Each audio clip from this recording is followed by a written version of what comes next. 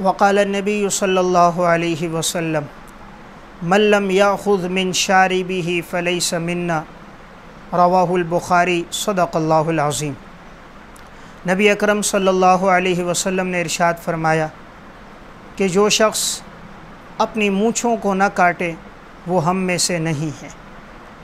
گفتگو چل رہی تھی کہ ذخیرہ احادیث میں 20 گناہ ایسے ہیں کہ جن کے بارے میں رسول اللہ صلی اللہ علیہ وسلم نے فرمایا کہ ان گناہوں کا مرتکب ہم میں سے نہیں ہے۔ اس میں 10ویں نمبر پر جو گناہ ہے وہ یہ ہے کہ آپ نے فرمایا جو اپنی مونچھوں کو باریک نہیں کرتا، اپنی مونچھوں کو کٹواتا نہیں ہے، آپ نے فرمایا وہ ہم میں سے نہیں ہے۔ اس لیے ایک مسلمان کو اس بات کی کوشش کرنی چاہیے جب بھی مونچھوں کے بال بڑے ہو جائیں تو اپنی مونچھوں کو کٹوا دے، تاکہ کھانے پینے میں یہ نہ لگے، تاکہ کراہت نہ ہو۔ تو آپ صلی اللہ علیہ وسلم نے فرمایا وہ ہم میں سے نہیں کہ جو اپنی مونچھوں کو نہ کاٹے۔ بعض لوگوں کی مونچھیں بہت بڑی ہوتی ہیں، کھانے پینے میں لگ رہی ہوتی ہیں، اور وہ ظاہر میں اس کو اپنے لیے بڑا حسن و جمال سمجھتے ہیں، بھلا شریعت کے خلاف چل کر بھی کوئی حسین ہو سکتا ہے؟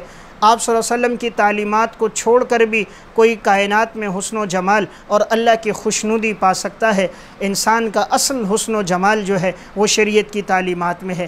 انسان کی اصل عزت جو ہے آپ صلی اللہ علیہ وسلم کی اطاعت اور فرما برداری میں ہے۔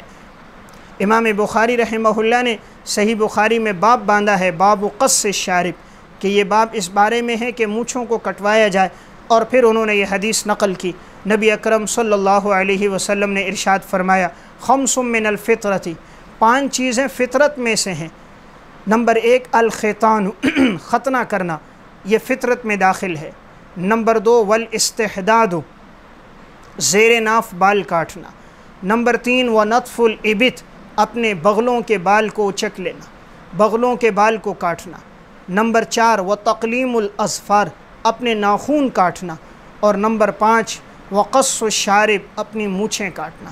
تو آپ صلی اللہ علیہ وسلم نے 5 چیزوں کو فطرت میں سے قرار دیا۔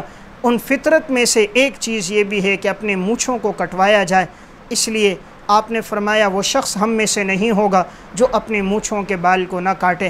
اس لیے شریعت کی تعلیمات یہ ہیں کہ انسان اتنی بڑی مونچھیں نہ رکھے کہ اس کے کھانے پینے میں لگیں، جس سے اس کا حسن و جمال بھی بیکار ہو جائے اور ظاہری حسن باقی نہ رہے۔ تو یہ بھی گناہوں میں سے ایک بڑا گناہ ہے کہ جن کے بارے میں لسان نبوت سے بڑے سخت الفاظ میں وعید بیان ہوئی ہے۔